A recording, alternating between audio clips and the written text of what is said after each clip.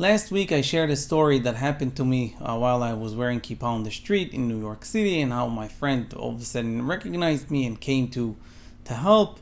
And I would like to share a little more. People asking as a whole, like, what do you feel after being 9 years around here and walking around with kippah?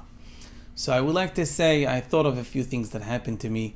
Once I had a flat tire around Park Avenue and the 60s somewhere, and the same thing just happened.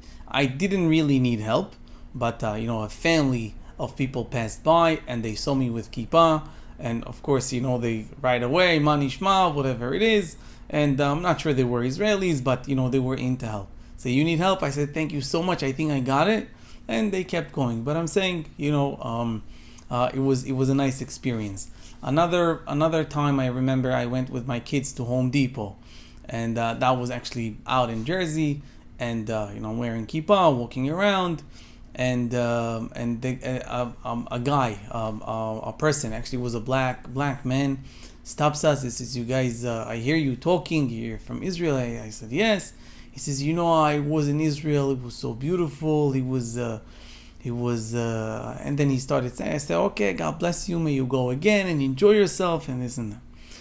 And so this is the good side. Now, is there any bad experience? I don't think, honestly, I never had any bad experience. Wherever I went, at least wherever I was with kippah, not covered with hat, didn't have any bad experience. Baruch Hashem, may it stay this way. Now, I want to add a little lesson about wearing a kippah. So I heard a story about this Jewish student, actually Orthodox student. He just graduated from one of the best colleges, and he was about to be hired in New York City. I think it was a lawyer or something, big firm. They heard of him. It was top of the top, like really, all his scores and this and that. They knew this kid is something, and he's going to get hired right away. So you better put your hands on him and have him in your company. So they called him up for an interview. And I heard it was a big number. If you get accepted to this firm, they'll pay a lot of money. And he was, as I said, he was walking around with kippah. He was wearing kippah on a regular, like, day to day. And on his way to the interview, he was debating with himself whether I should wear the kippah or I shouldn't wear a kippah. And he unfortunately decided to not wear the kippah. And he walked into the interview, and he's being, speaking to this nice three gentlemen that are, talking to him, but they were surprised. Why? They looked him up, and they looked up on his Facebook. They looked here, they looked there, and they saw he's with kippah. And when he came to the interview, he didn't have kippah. And a few days later, they asked him about it, and he told them, gently, that whatever he felt. A few days later, he got a letter to his house, and they said that unfortunately he was not accepted to the company because of lack of character. That was their,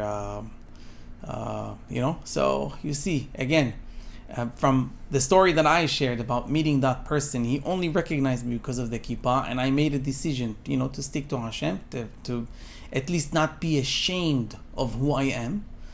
And I think there isn't a place that you're more comfortable doing it than here in America. Like, I assure you that if I go visit Paris in France, I'm not going to be walking around the street with kippah, unfortunately. And but again, sticking to Hashem, and it should not only be wearing the kippah, it's the whole idea. We are acting a certain way, talking a certain way, getting dressed a certain way. And remember, that was the thing that got Bnei Israel out of Egypt. And I will share a little joke, and we'll end with that. Right before Shabbat, Friday, someone is driving, religious Jews driving on the highway, and he sees this guy with the hood of the car is open, and he has kippah on him, like a little long hair and kippah, and he's trying to fix the car. And so he pulled over, and he's trying to help the guy. So they got it, and then the guy, he tells the one that he helped, he tells him Shabbat Shalom. So the guy looks at him, the guy that got stuck on the highway, says, sorry, I don't know what it is. He said, are you Jewish? He says, no. He says, so why do you have this kippa, this yarmulke on you? He says, I don't know. My mom told me every time I need help, I should put it on and someone will come to help me. So this is also, I don't know if it's a real story, but I would believe if it is. But nevertheless, you see again the message. Be'ezrat Hashem, we should all be at least not ashamed of who we are. And I wish you all a great day.